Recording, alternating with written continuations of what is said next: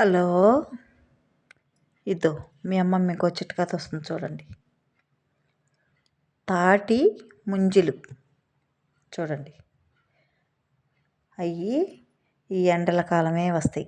తాటి ముంజులు ప్రతి ఒక్కరు తినచ్చు.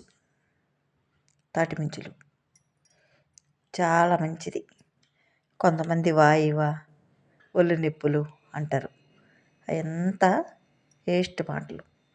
ప్రతి ఒక్కరూ తింటే చల్లగా ఉంటుంది.